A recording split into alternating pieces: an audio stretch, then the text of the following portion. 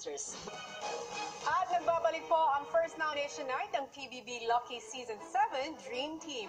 Ngayon naman ay babalikan ko ng celebrity housemates para ipaalam kung sino sa kanila ang nominado. Tandaan nyo lamang po sina Nico at Makoy ay 2-in-1 housemates, kaya't pareho po ang kanilang magiging kapalaran kung sakaling sila ay ligtas o nominado. Ngayon naman ay samahan nyo ako sa pakikipag-usap sa kanila. And I'm back, celebrity housemates. Magpapatuloy tayo. Dumating na ang takdang panahon para ipaalam sa inyo kung sino ang mga ligtas at sino ang nominado sa inyong grupo. Ang babanggiting kong pangalan ay ang nominado sa grupong ito. I'm sorry, you are nominated this week.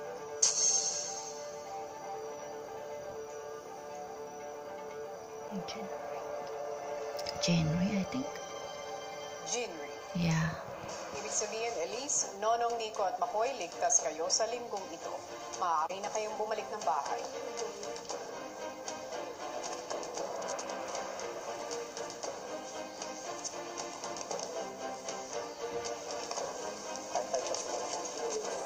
And there you have it, sina Aura, Jerome, Jinri at Tanner nga po ang mga nominado sa linggong ito. Paano nga ba tumakbo ang naging botohan para sa kanila? Narito po ang detalye ng kanilang pagboto. Binibigyan ko ng 2 points si Tanner. Minsan di ko na po nakikita yung eagerness sa kanya na excited siya to do the task.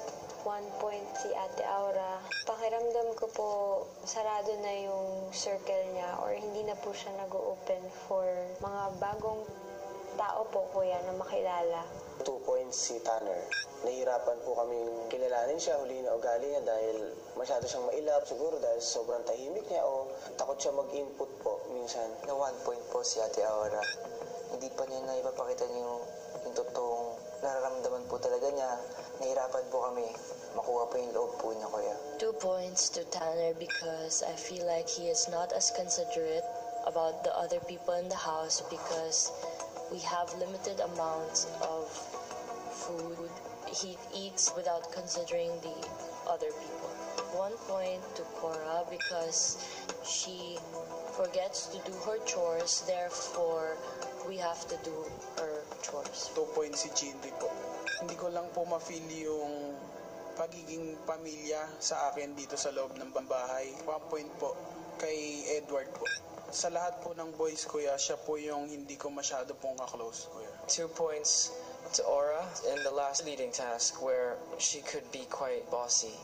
I found myself as well as a few others being sort of ordered around sometimes. 1 point at the Cora.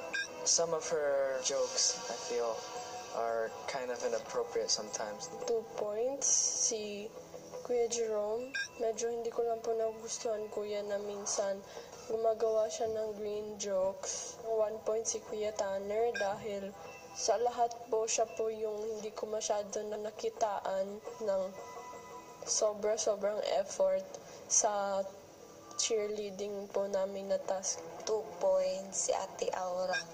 Kapag nagsalita siya ng prangka, hindi niya alam na baka may nakakasakit na siya. 1 point si Kuya Tanner dahil alam niya na hindi ako masyado marunong sa language niya, magkaintindihan kami. Kaya hindi niya ako masyado kinakausap. 2 points si Ate Jinri po, kuya. Lagi din po siyang umiyak and nawawala po kami sa focus. 1 point si Ate Aura po, kuya. Kami po ay nakikinig lang po sa leader. Si Ate Aura po na pinapangunahan niya po yung leader po. 2 points si Jinri. Hindi dapat natin ginagamit yung past failures para panghinaan pa rin tayo ngayon sa present challenges na haharapin natin. 1 point si Kuya Nonong. Siya po yung nagmo-motivate sa aming lahat, pero kapag siya na po yung nahihirapan, nakukulangan po ako sa effort na i-improve yung sarili niya. 2 points to Jinri, who's working with this week. When she doesn't get stuff the first time, it's really hard because she kind of breaks down and everybody feels like they need to help her out and bring her back up. And it kind of distracts everyone from working together. 1 point to Young. I don't feel like he doesn't put in all of his effort when he's practicing with us all the time. It distracts me from learning as well. Ang 2 points si Jinri po. Si Jinri lang po yung sumuko dun sa task na binigay sa kanya. 1 point si Maymay dahil po hindi ko po nakita yung focus niya sa mga task na ginawa namin for this week. 2 points si Jerome. Medyo linoko po niya kaming mga housemates. Hindi lang tungkol sa sexuality niya, pero sa personality niya. 1 point si Aura dahil sa cheerleading challenge, hindi talaga kailangan na masaktan ng ganong katindi si Nico. Sa sobrang gusto ni Aura umangat sa pyramid at ipakita kung ano kaya niya gawin, medyo hindi niya po naisipan yung mga nagbubuhat sa kanya.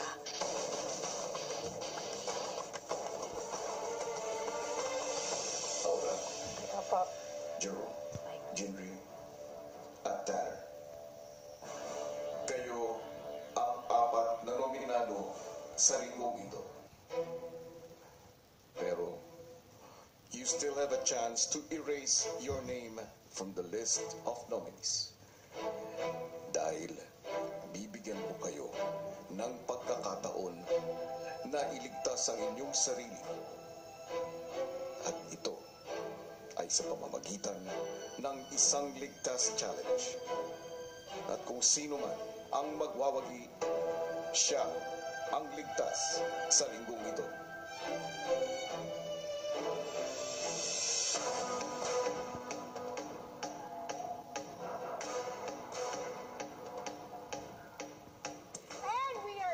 Activity area para po sa Ligtas Challenge ng mga nominado, kailangan nila ng matinding diskarte, concentration at willpower para magwagi. Nakita nyo naman na meron tayong table dito sa aking harapan na umuuga katulad nito.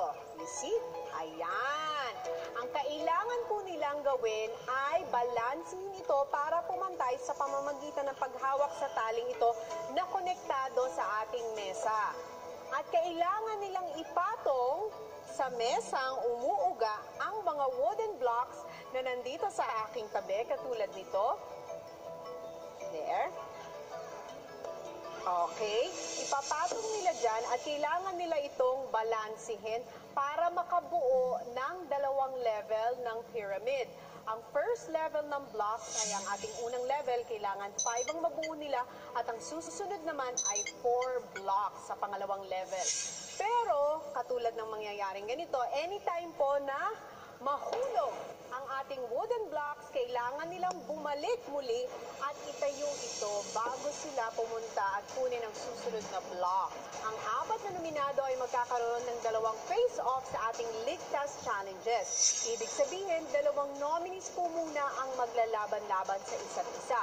At ang magwawagi ay pupunta sa next round. Pagkatapos po noon ay maghaharap din ng 2 natitirang nominees at ang magwawagi sa 2 face-offs ay muling maghaharap para sa last round para malaman kung sino ang ligtas sa linggong ito. Okay? Sino nga kaya magwawagi at maliligtas? Malalaman natin ang lahat ng yan sa pagbabalik ng first nomination night ng PBB Lucky Season 7 Dream Team.